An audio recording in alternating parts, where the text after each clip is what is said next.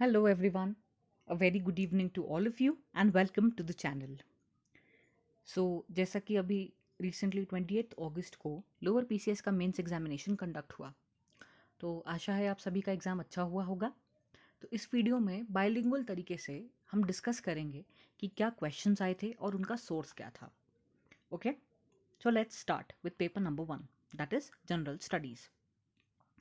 तो ऐसा था, जैसे ऑलरेडी अगर आपने क्वेश्चन आंसर बुकलेट जो ऑलरेडी आयोग ने अपनी वेबसाइट पर डाली हुई थी, अगर आपने उसको गो थ्रू किया होगा तो आपके लिए ये पेपर एज अ शॉक नहीं आया होगा, बिकॉज उसमें ऑलरेडी मैंशनड था कि कई सारे ऐसे क्वेश्चंस आएंगे जिसमें 4 सब पार्ट्स यानी 2.5 मार्क्स ईच टाइप के क्वेश्चंस कई सारे होंगे। ओके, सो जिन्होंने क्यूएबी क्वेश्चन बुकलेट एक बार ढंग से देखी होगी तो उनको ये already they would have expected that the questions of 2.5 marks यानी 4 क्वेश्चंस के जो सब पार्ट्स हैं, एक क्वेश्चन के 4 सब parts, that was expected. Okay, so the first question was throw light on the political contributions of Govind Ballabh Pant. Govind Ballabh Pant के राजनीतिक योगदानों पर प्रकाश डालिए। ठीक है, तो अब हम अगर इसको ट्रेस करें तो आप सभी एक बार कोशिश ये करिएगा कि लोअर पीसीएस का मेंस एग्जामिनेशन का जो सिलेबस था उसको खोलने की कोशिश करिएगा। ठीक है, तो उसमें अगर हम देखें तो ये क्वेश्चन कहाँ से ट्रेस किया जा सकता है, तो ये जो है क्वेश्चन हिस्ट्री ऑफ उत्तराखंड यानी यूनिट नंबर 10 से हम इसको ट्रेस कर सकते हैं। ठीक है, उसमें स्पेसिफिकली मेंशन्ड है contribution of people of Uttarakhand in national and international fields. ठीक है, तो ये क्वेश्चन तो भैया वहाँ से बना है हमारा। ठीक है, और स्पेसिफिकली ये भी पूछा गया है कि role of Uttarakhand in the freedom movement of India and related eminent personalities. तो ये जो क्वेश्चन नंबर 1 है ये आपका आया है यूनिट नंबर 10 यानी हिस्ट्री ऑफ उत्तराखंड से। ठीक है, अब नेक्स्ट बात करी जाए क्वेश्चन नंबर 2 की, तो पंडित गंगा दत्त उप्रेती, समता न्यूज़पेपर, कैथरीन मैरी हेलमैन और त्रिपिटक। तो ये जो है त्रिपिटक तो आप ट्रेस कर लो, तो ये आपका हिस्ट्री ऑफ इंडिया से क्वेश्चन है। ठीक है, उसमें स्पेसिफिकली मेंशन था कि भैया आपके क्वेश्चन आएंगे ancient history of India will cover a broad understanding of ancient medieval and modern India's political socio economic and cultural aspects. तो ये कल्चर से आप इसको कोरिलेट कर सकते हो इसके। ठीक है, सिमिलरली जो कैथरीन हिलमैन वाला है अगर देखा जाए तो Indian freedom movement, growth of nationalism and attainment of independence, ये हम यहाँ से कर सकते हैं ट्रेस। अब बात करी जाए पंडित गंगा दत्त उप्रेती और समता न्यूज़पेपर की, तो ये जो है आपका यूनिट नंबर 10 यानी हिस्ट्री ऑफ उत्तराखंड से हम इसको ट्रेस कर सकते हैं। ओके, बिकॉज ये वाला जो आपका था question, this was related to the eminent personalities of Uttarakhand. ठीक हो गया, तो ये हो गए दो क्वेश्चन। तो फर्स्ट क्वेश्चन और सेकंड क्वेश्चन तो हिस्ट्री उत्तराखंड की और इंडियन हिस्ट्री यहाँ से बन गया ये क्वेश्चन। ठीक है, अब नेक्स्ट आते हैं हम, right a brief note on geographical information system in urban planning. ठीक है, तो इसको हम दो तरीके से ट्रेस कर सकते हैं, या तो अगर आप बात करें करंट अफेयर्स में भी एक बहुत ज़्यादा रहा है GIS.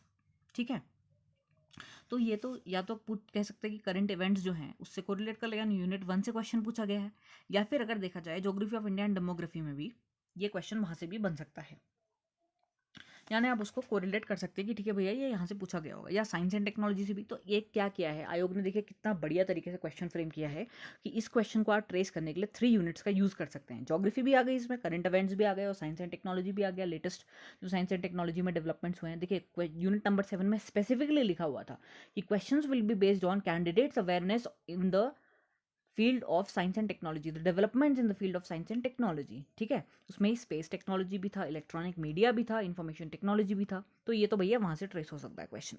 Now if we talk about question number 4, तो इसमें पूछा गया है what is nano technology, how is it beneficial for crop production in India. अब अगर आपने प्रीवियस ईयर क्वेश्चंस को अच्छे से एनालाइज किया होगा तो पहले यूकेपीएससी ने क्या क्वेश्चन पूछा था, उन्होंने सबसे पहले पूछा था क्वेश्चन, कुछ साल पहले जो एग्जाम हुआ था उसमें उन्होंने पूछ दिया था रोल ऑफ बायोटेक्नोलॉजी। तो इस बार कहीं ना कहीं तक ये एक्सपेक्टेड था कि जैसा कि सिलेबस में ऑलरेडी मेंशन्ड है, देखिए ये जो टर्म्स है ना स्पेसिफिकली अगर मेंशन्ड है सिलेबस में तो ये आपसे एक्सपेक्टेड होता है कि आपने ये अच्छे से तैयार करे हों। जैसे क्या मेंशन्ड है, यूनिट नंबर 8 अगर देखी जाए उसमें इंडियन एग्रीकल्चर में स्पेसिफिकली ये मेंशन्ड है use of nano and biotechnologies in the field of agriculture and other topics जो कि problem of Indian farmers etcetera. तो भैया ठीक है, ये क्वेश्चन तो डायरेक्ट बना दिया इन्होंने, सिलेबस से डायरेक्ट उठाए हुए हैं की वर्ड्स एंड वहाँ से पूछ लिया है। ठीक है, अब अगर हम बात करते हैं क्वेश्चन नंबर 5 से, तो ये क्वेश्चन नंबर 5 जो है सबसे पहले इसमें पूछा गया है Indo Tibetan trade from districts of Uttarakhand. तो ये भी स्पेसिफिकली आपका मेंशन था टॉपिक। ठीक है, कहाँ पर, यूनिट नंबर 13 की अगर बात करी जाए उसमें स्पेसिफिकली एक टॉपिक है जिसमें बोल्ड में लिखा हुआ है इकोनॉमिक बैकग्राउंड। उसमें उन्होंने क्या बोला है, Indo Tibetan trade from border districts. तो ये भैया ये क्वेश्चन आपका डायरेक्ट बन रहा है, ठीक है, ये भी आप कह नहीं सकते कि मतलब कुछ अलग सा ही पूछ दिया गया है। नेक्स्ट अगर बात करी जाए स्वर्ण जयंती ग्राम स्वरोजगार योजना, ठीक है, तो ये जो है ये स्पेसिफिक गवर्नमेंट स्कीम्स हैं जो कि वेलफेयर के लिए स्पेशली एम्प्लॉयमेंट के एस्पेक्ट से चलाई गई है। तो इसको अगर हम ट्रेस करने की कोशिश करें तो ये जो है डिफरेंट वेलफेयर प्रोग्राम्स में आ जाता है, ठीक है। ऑल्दो ये जो आपका है ये करंट इवेंट्स से आप एग्जैक्टली नहीं कह सकते, बिकॉज ये जो है ये बहुत पुरानी स्कीम है, लेकिन क्या है कि एम्प्लॉयमेंट की बहुत ज़्यादा चर्चा रही है, तो उसको आप वहाँ से कोरिलेट कर सकते हैं कि ठीक है ये क्वेश्चन हो सकता है वहाँ से बनाया हो, ठीक है। नेक्स्ट क्वेश्चन है contribution of various sectors in GSDP of Uttarakhand. तो ये भी आपका यूनिट नंबर 14 से, जिसमें स्पेसिफिकली मेंशन्ड है कि economic activities and there contribution in the state GDP. तो भैया सीधा का सीधा सिलेबस में जो चीज़ मेंशन्ड है वही इन्होंने क्वेश्चन के रूप में आपसे पूछ दी है। नेक्स्ट क्वेश्चन है run of the river technique. ये थोड़ा टेक्निकल हो गया, बिकॉज ये तो ऑलरेडी ये जो कॉन्सेप्ट है ना ये रिलेटेड है आपकी जो इरिगेशन की यानी हाइडल पावर प्रोजेक्ट जो बनाए जाते हैं ना उसकी एक टेक्निक होती है। तो ऑल्दो यहाँ पर मेंशन्ड है means of irrigation, unit number 12 में मेंशन था, लेकिन हाँ ठीक है ये डायरेक्ट आपको नहीं मिलेगा। तो river of the run of the river technique अगर किसी को आती होगी तो उसको पता होगा, या अगर किसी ने इस पर थोड़ा और फोकस किया हो, थोड़ा डेप्थ में गया हो, या मे बी कहीं पर करंट इवेंट्स में ये मेंशन हुआ हो कि ये टेक्निक से कई सारी जो हमारे डैम्स हैं वो कंस्ट्रक्ट होते हैं, तो ये वहाँ से आंसर हो सकता है क्वेश्चन, ठीक है। अब बात आती है कॉन्सेप्ट ऑफ कार्बन क्रेडिट्स। तो क्वेश्चन कुछ अगर हम ट्रेस करें कि कहाँ से बना होगा, तो क्वेश्चन जो आपकी यूनिट नंबर 7 है ना उसमें यह स्पेसिफिकली मेंशन था कि global environmental problems and solutions. तो ग्लोबल इन्वायरमेंट प्रॉब्लम जो है, ग्लोबल वार्मिंग की जो प्रॉब्लम है ना उसी का ये सॉल्यूशन है कार्बन क्रेडिट्स। तो अगर आपने न्यूज़पेपर अच्छी तरीके से फॉलो किया है, या आपने अगर देखा हो क्योटो प्रोटोकॉल से रिलेटेड ये एस्पेक्ट है, ये काफ़ी हद तक न्यूज़ में रहा था, क्योंकि एक ऐसा कॉन्सेप्ट है जिसमें डेवलपिंग कंट्रीज़ और डेवलप्ड कंट्रीज़ के बीच में एक तरीके का कॉन्ट्रैक्ट हो जाता है, यानी कार्बन क्रेडिट्स का एक्सचेंज, या you can say purchase of carbon credits takes place, जहाँ पर main focus is environmental protection and transfer of technology to the developing countries, ठीक है, फ्रॉम द डेवलप्ड नेशंस। जिससे क्या है कि एक तरीके का इनिशिएटिव है जिसमें ये आपको है इन्वायरमेंट यानी ग्लोबल वार्मिंग से प्रोटेक्ट करने के लिए है, ठीक है। तो ये जो है आप इसको करंट इवेंट से भी कोरिलेट कर सकते हैं, वैसे बेसिकली ये यूनिट नंबर 7 से पूछा गया है। नेक्स्ट आते हैं हम discuss the physiography and river system of Uttarakhand. जो ये भी क्वेश्चन जो है क्वेश्चन नंबर यूनिट नंबर 12 से बन रहा है। उसमें ये स्पेसिफिकली मेंशन था salient features of Uttarakhand Himalayas and reverse and streams. तो इसकी वजह से ये जो है जोग्राफिकल सेटअप का, जिसमें आपके सेलेंट फीचर्स उत्तराखंड की जो आपकी फिजियोग्राफी है वो भी आपको मेंशन करनी थी कि ठीक है यहाँ क्या क्या है फिजियोग्राफी में, मतलब हिमालयाज हैं, प्लेन्स का एरिया, तराई, भाबर, ये सब आप इसमें आंसर करना था। और रिवर सिस्टम क्या है, मतलब कितनी सारी रिवर्स हैं, क्या सिस्टम है, पंचप्रयाग भी आप इसमें डाल सकते थे, ठीक है। नेक्स्ट हम आते हैं India recently signed global innovation partnership pact with which country, explain its main provisions. तो ये तो भैया आपका क्वेश्चन बना है करंट इवेंट्स से। तो उसमें जो है अगर पूछा जाए तो इंटरनेशनल पर्सपेक्टिव्स की बात करी जाए तो यहाँ से ये क्वेश्चन आपका यानी यूनिट नंबर 1 से ये क्वेश्चन पूछा गया है। सिमिलरली G20 की बात करी जाए, ये भी करंट इवेंट्स से आया है। और अगर current economic and political crisis की बात करी जाए, this is also from current events. Performance of Indian badminton team in Thomas cup 2022, ये आपका यूनिट नंबर 2 यानी स्पोर्ट्स एंड गेम्स से आ गया है, ओके। सो नेक्स्ट क्वेश्चन की बात करी जाए, write an essay on global food crisis and its solutions. तो ये भी आपका जो है यूनिट नंबर 1 में स्पेसिफिकली मेंशन था कि जो एस्पेक्ट्स हैं आपके, लास्ट लाइन अगर पढ़ो तो उसमें condition of developing countries and global food crisis. तो भैया ग्लोबल फूड क्राइसिस मेंशन्ड है सिलेबस में, उसी के आपसे सॉल्यूशन से पूछे गए हैं। इसमें आप ये भी डाल सकते थे कि यूक्रेन और रशिया में जो भी वॉर चल रही है उसकी वजह से बहुत ज़्यादा इंपैक्ट हुआ है। वीट प्रोडक्शन जो था, मतलब वीट का मेनली जो आपूर्ति होती है वो ये 2 कंट्रीज़ के द्वारा होती है, तो इस वजह से उसमें एक तरीके का स्टैंड स्टिल आ गया है या इम्पैक्ट हुआ है और फूड क्राइसिस की नौबत आ चुकी है। तो इसके क्या क्या सोल्यूशन हो सकते हैं, आप अपनी तरफ से इसमें थोड़ा एनालिटिकल टाइप का पेपर था, आप सब चीज़ रट के नहीं जा सकते, थोड़ा प्रेजेंस ऑफ माइंड का यूज़ करते हुए। और करंट अफेयर्स में यानी न्यूज़पेपर जिसने अगर पढ़ा है ना तो उसके लिए ये पेपर काफ़ी हद तक आसान रहा होगा। नेक्स्ट अगर हम बात करें क्वेश्चन नंबर 10, तो briefly state the changes made to the Uttarakhand zamindari abolition and land reforms act for women by the Uttarakhand government, ठीक है। तो इसमें जो है आपका फिर से देखा जाए तो यूनिट नंबर जो आपकी 13 है उसमें ये मैंशनड है, क्लियरली मैंशनड है कि कुमाऊं में जो लैंड रिफॉर्म्स हुए, या फिर यूपी एंड उत्तराखंड में जो changes in the land tenures and collection of land revenue after the enforcement of zamindari abolition act. तो ये जो था आपका वहाँ से क्वेश्चन पूछ दिया। और हाँ, एक इसमें इन्होंने ये किया एग्जामिनर ने कि उसको कोरिलेट कर दिया है विमेन की कंडीशन के साथ। तो यहाँ पर भी थोड़ा प्रेजेंस ऑफ माइंड यूज़ करते हुए कि क्या क्या फ़ायदा हुआ है। अब अगर आपको पता था कि जी जमींदारी अबॉलिशन जब हुई थी, ये जो लैंड रिफॉर्म्स जो हुए थे, उससे क्या हुआ था, तो एक तो देखिए सबसे पहले क्या हुआ था कि जो इंटरमीडियरीज थे उनको एक तरीके से उनका अबॉलिशमेंट कर दिया गया, ठीक है। नेक्स्ट हुआ कि जो टेनेंसी रिफॉर्म्स करे गए, यानी जो रेंट वगैरह था उसको रेगुलराइज करा गया, रेगुलेट करा गया। एंड थर्ड एस्पेक्ट ये था कि लैंड सीलिंग करी गई, और चौथा ये था कि लैंड का कंसोलिडेशन हुआ। अब इससे विमेन को क्या फ़ायदा हो सकता है, इसको सोचिए। तो विमेन के लिए ये फ़ायदा हम कह सकते हैं कि ठीक है, विमेन का जो जितना ज़्यादा शोषण हो रहा है, क्योंकि mostly women are the actual farmers, those are working in the field, तो उनको भी जो है लैंड राइट्स मिल गई, ठीक है। Their lifes became better as a result of this, ठीक है। तो उसको वहाँ से आपको रिलेट, क्योंकि देखिए क्या था ना, 2.5 मार्क्स का था और ज़्यादा से ज़्यादा 25 वर्ड की लिमिट थी, तो थोड़ा बहुत इसमें आप स्पेसिफिकली मेंशन कर सकते थे, ठीक है। नेक्स्ट है उत्तराखंड माइग्रेशन कमीशन क्या है, उसके ऑब्जेक्टिव्स क्या हैं। तो ये भी जो है आपका, अगर पॉलिटी देखी जाए उत्तराखंड की, तो वहाँ से, यानी ये भी यूनिट नंबर 13 से बन गया है। तो different political and administrative system से ये आया है, या इसको आप कह सकते हैं यहाँ करंट अफेयर्स से भी आ चुका है, क्योंकि माइग्रेशन की प्रॉब्लम बहुत ज़्यादा है अभी हमारे स्टेट में। तो उसी के ऑब्जेक्टिव्स क्या हैं इस कमीशन के, तो वही आप उसमें मेंशन करने थे आपको। नेक्स्ट ये है कि ideals enshrine in the preamble to the constitution. तो भैया यूनिट नंबर 5 से, यानी इंडियन पॉलिटी से, ये एकमात्र क्वेश्चन था, नहीं एकमात्र तो नहीं है, इसके आगे भी क्वेश्चन है, लेकिन ये क्वेश्चन था वहाँ से यूनिट नंबर 5 से, ठीक है। नेक्स्ट एस्पिरेशनल डिस्ट्रिक्ट प्रोग्राम क्या था और उसके क्या ऑब्जेक्टिव्स थे। तो ये भी जो आपका गवर्नमेंट स्कीम से क्वेश्चन है, ठीक है। एंड ये यूनिट नंबर 4 से आपको रिलेट कर सकते हैं, डिफरेंट वेलफेयर प्रोग्राम्स जो है उसमें क्या क्या अपलिफ्टमेंट के लिए जो किए गए हैं, यूनिट नंबर 4 से ये आपका क्वेश्चन था, okay. Then next question is, a strong federation requires not only cooperation but competition as well among states. Analyze this statement and state the policy decisions taken by the state in recent years in this direction.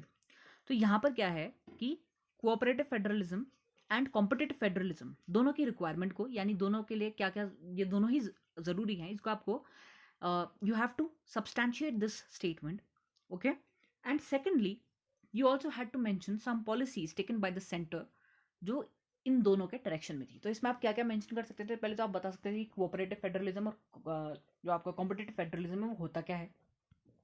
Then आप अगर इसमें mention करें, cooperative federalism में तो ये होगा कि state government की कोई भी पॉलिसी है तो उसको जो है सारे जो सेंट्रल गवर्नमेंट की कोई भी पॉलिसी है तो उसको स्टेट्स भी इंप्लीमेंट कर रहे हैं।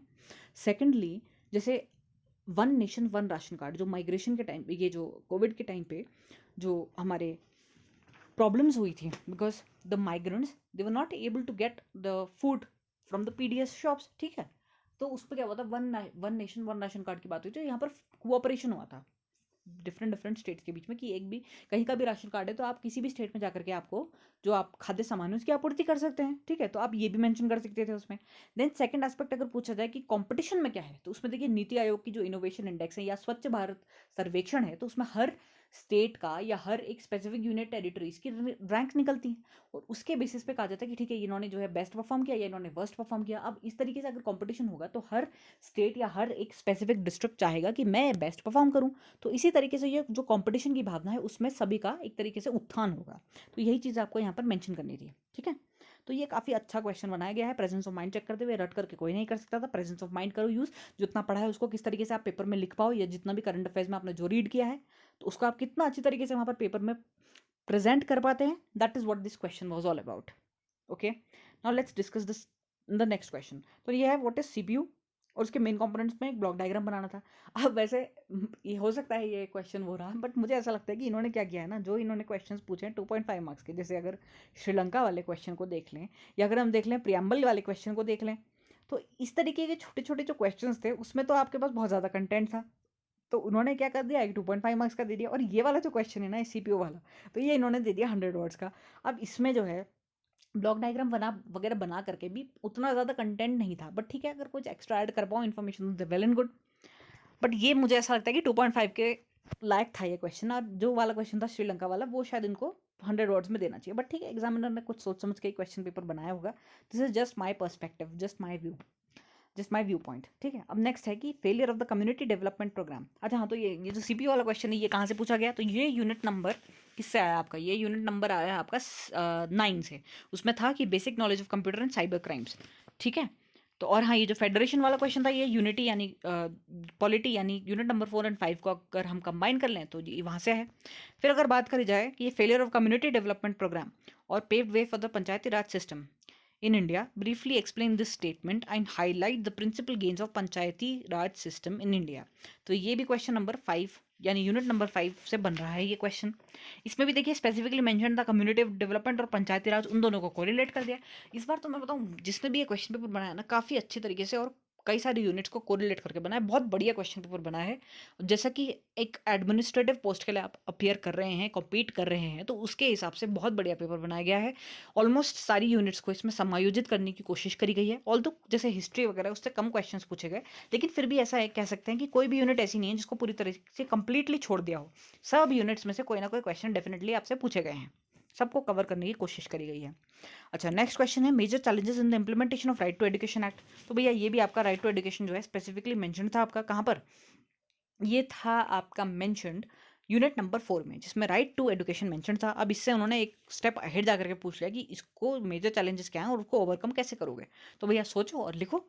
तो इसमें तो आपका पता चलता है कि प्रेजेंस ऑफ माइंड कितना है। आप जब कल एडमिनिस्ट्रेटिव पोस्ट में रहोगे तो आपके सामने कोई रटी रटाई चीज़ें तो आएंगी नहीं, कोई भी सिचुएशन क्रिएट हो सकती है। वहाँ पर आपका प्रेजेंस ऑफ माइंड ही चेक होगा कि आप किस तरीके से अपना जो है किसी भी सर्कमस्टांसिस में किस तरीके से आप डिसीजन ले पा रहे हो, ले भी पा रहे हो, नहीं ले पा रहे हो। तो वही चीज़ टेस्ट करने के लिए बहुत बढ़िया पेपर बना है ये, ऐसा मेरा मानना है। आपका क्या मानना है आप ज़रूर कमेंट सेक्शन में बताइएगा मुझे। ठीक है, अब यूनिट नंबर 15 की बात करी जाए तो भक्त दर्शन, नानक मत्ता, मनसबदारी सिस्टम और गीता रहस्य। तो ये भैया आपका कल्चर से इन्होंने पूछ दिए हैं क्वेश्चन। तो और हाँ, स्पेसिफिक लोकेशंस जो थी उत्तराखंड की, ये भी देखिए मेंशन था ना इसमें कि जो आपकी ट्रेडिशंस एंड कस्टम्स हैं या रिलीजियस एंड फोक बिलीव्स हैं, लिटरेचर है, आर्ट एंड क्राफ्ट्स हैं, जो आपके डांसेस हैं, म्यूजिकल इंस्ट्रूमेंट्स हैं, और किस तरीके से मनसबदारी सिस्टम रही है मिडिवल इंडिया के टाइम पे। तो ये सब जो है आपका हिस्ट्री और कल्चर से ये क्वेश्चंस बन गए हैं। नानक मत्ता भी आप रिलीजियस, उसको रिलीजियस प्लेस के तौर पर आप कह सकते हैं। तो भैया ये कल्चर ऑफ उत्तराखंड और कल्चर ऑफ जो इंडिया है, उनसे ये 4 क्वेश्चंस बने हैं। नेक्स्ट आते हैं पंचप्रयाग, नंदा देवी राजजात यात्रा, मशकबीन और नालंदा। तो ये भी भैया आपके कल्चर से या प्लेसेस ऑफ उत्तराखंड से ये क्वेश्चन है पंचप्रयाग वाला। ऐसी नंदा देवी राजजात यात्रा जो है हमारा, जो हमारे यहाँ के फेस्टिवल्स हैं, रिलीजियस फेस्टिवल्स है, उससे बना है। एंड मशकबीन यहाँ का एक जो इंस्ट्रूमेंट है, वाद्य यंत्र है, वहाँ से क्वेश्चन बन गया है। और नालंदा यूनिवर्सिटी ये क्योंकि हमारे एंशंट हिस्ट्री से रिलेटेड है, एक एजुकेशनल इंस्टीट्यूट के रूप में था, तो ये वहाँ से बन गया है। तो इन्होंने कल्चर और हिस्ट्री से जो है ये इस तरीके से 8 क्वेश्चन बना दिए हैं वहाँ से। Then next question is examine the various periods और phases of population growth in India. तो ये तो आपके आ गया डेमोग्राफी से, यानी यूनिट नंबर 6 में डेमोग्राफिक एस्पेक्ट्स ऑफ इंडिया से ये क्वेश्चन बना हुआ है आपका। तो इसमें आपको अलग अलग जो है ये, अगर आपने जो है रीड किया हो ज्योग्राफी, अगर एनसीईआरटी ज्योग्राफी की रीड करिए ना, ह्यूमन ज्योग्राफी वाली, उसमें स्पेसिफिकली अच्छी तरीके से बता रखा था कि ठीक है ये आपके डिविजन्स थे एंड इस तरीके से पॉपुलेशन ग्रोथ को 4 फेजेस में डिवाइड किया जा सकता। तो वहाँ से अगर किसी ने पढ़ा होगा तो वो आराम से इस क्वेश्चन को कर लेगा सॉल्व। अच्छा, अब आते हैं हम नेक्स्ट क्वेश्चन पे, जो कि आपका जीन थेरेपी। ये तो भैया साइंस आ गई यहाँ पे। जीन थेरेपी क्या है, उसके वेरियस टाइप्स क्या हैं, अगर क्लास 12 की एनसीईआरटी पढ़ी है, जीन थेरेपी उसमें दिया हुआ है। बाकी करंट इवेंट्स में भी जीन थेरेपी काफ़ी न्यूज़ में रहा है। क्रिस्पर कैस के बारे में अगर आपने सुना होगा, या फिर किस तरीके से जो है कोई भी जेनेटिक डिफेक्ट होता है उसको ट्रीटमेंट करने के लिए क्या, जैसे एडीए यानी एक डेफिशिएंसी होती है, ये तो चलो एनसीईआरटी में था। अगर किसी ने इन डेप्थ नहीं भी पढ़ा होगा तो क्रिस्पर कैस तो काफ़ी न्यूज़ में रहा था, तो वहाँ से हो सकता है ये क्वेश्चन का आंसर कर पाए। वैसे भी 2.5 मार्क्स का था, तो आता होगा तो लिख लिया होगा। सिमिलरली पीएसएलवी जीएसएलवी इतना ज़्यादा न्यूज़ में रहा है भैया, ये तो आपका फिजिक्स का क्वेश्चन है। और आजकल सैटेलाइट्स का इतना ज़्यादा लॉन्च वगैरह हो रहा है, तो ये भी करंट से आप इसको कोरिलेट कर सकते हो। नेक्स्ट है जीरो टिलेज एग्रीकल्चर। तो ये आ गया आपका यूनिट नंबर 7 से क्वेश्चन। ठीक है, तो यूनिट नंबर 8 से क्वेश्चन आ गया। इसमें जो है एग्रीकल्चर प्रोडक्शन के क्या बेसिक जनरल अवेयरनेस है ये, कि जीरो टिलेज क्या होता है, उसके बेनिफिट्स क्या होते हैं। जीरो टिलेज मतलब कि जो सॉइल है उसको एज इट इज छोड़ दिया, उसमें कोई भी टिलिंग नहीं करी जाती। टिलिंग का क्या मतलब है, प्लॉइंग करना, उसको प्रिपेयर करना, जिसमें जो है अलग अलग तरीके के, जैसे प्लाव का यूज़ होता है, ठीक है, हलों का चलाना नहीं होता उसमें, तो उसको बोला जाता है जीरो टिलेज। फिर आ गया बायोपेस्टिसाइड्स। अब बायोपेस्टिसाइड्स में क्या होता है कि नॉर्मल जो केमिकल पेस्टिसाइड्स हैं उनका यूज़ ना करते हुए लिविंग ऑर्गेनिजम्स को अगर यूज़ किया जाए, पेस्ट्स यानी जो क्रॉप्स को ख़राब कर देते हैं, रैट्स वगैरह हैं या एफिड्स हैं, तो इस तरीके के जो ऑर्गेनिजम्स होते हैं इनको, इनका एक तरीके से सॉल्यूशन निकालने के लिए बायोपेस्टिसाइड्स का इस्तेमाल होता है। अगर एग्जांपल की बात करी जाए तो लेडी बर्ड्स जो होती है ना, वो एफिड्स होते हैं उनको खा लेती है। तो लेडी बर्ड्स को छोड़ दो, जो छोटे छोटे आपको पता होंगे कीड़े टाइप के होते हैं जिनमें ऑरेंज कलर के होते हैं, उनमें ब्लैक कलर के स्पॉट्स होते हैं, उनको बोला जाता है लेडी बर्ड। ठीक है, तो उस तरीके का इस्तेमाल करके करा जा सकता है। ऐसे सिमिलरली नीम लीव्स का भी इस्तेमाल किया जाता है ताकि जो है क्रॉप्स डिस्ट्रॉय ना हो। ठीक है, तो आप उसमें ये एग्जांपल दे सकते हैं। तो ये 2.5 मार्क्स के लिए 25 मार्क्स पे वैसे भी ज़्यादा लिखने का कोई औचित्य नहीं होता, तो थोड़ा बहुत तो इन्फॉर्मेशन अगर आपको होगी तो आप इसको अटेम्प्ट कर लोगे। नेक्स्ट है main agricultural crops of Uttarakhand, main types of forests in India.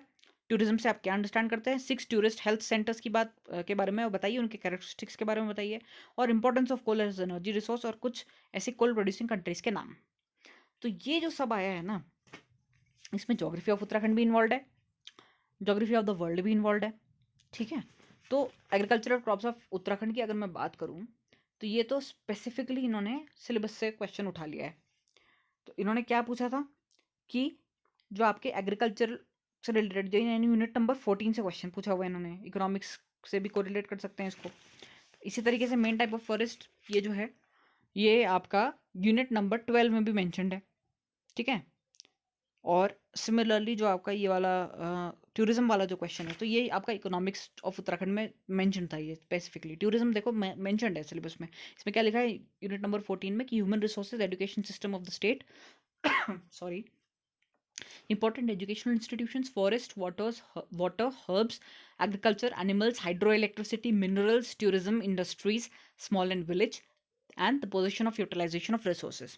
तो ये तो भैया यहाँ से बन गया क्वेश्चन। और कोल का जो है एनर्जी रिसोर्स के तौर पर, तो ये जो है इन्होंने बहुत बढ़िया पेपर बनाया है। इकोनॉमिक्स भी डाल दी है, ज्योग्राफी भी डाल दी है, करंट अफेयर्स भी डाल दिए हैं, सभी कुछ कोरिलेट करके, क्योंकि 6 हेल्थ टूरिस्ट सेंटर्स, तो आपको कितना आप अवेयर हो अपना स्टेट या कंट्री के बारे में, वो भी इसमें बहुत बढ़िया पेपर बनाया है। बहुत ही बढ़िया पेपर बनाया है जिसने भी ये पेपर बनाया, काफ़ी सोच समझ के। ऐसा नहीं है कि सिंपल सा कुछ पूछ दिया रैंडमली, बहुत बढ़िया। मतलब करंट अफेयर अवेयरनेस भी आपकी जो है चेक करी गई है, आपका डिसीजन मेकिंग स्किल्स भी चेक करे गए हैं, आपका जो बेसिक नॉलेज है, आपकी जो बेसिक किसी भी सब्जेक्ट को लेकर फंडामेंटल नॉलेज है, सभी कुछ इस पेपर में कवर हुआ है।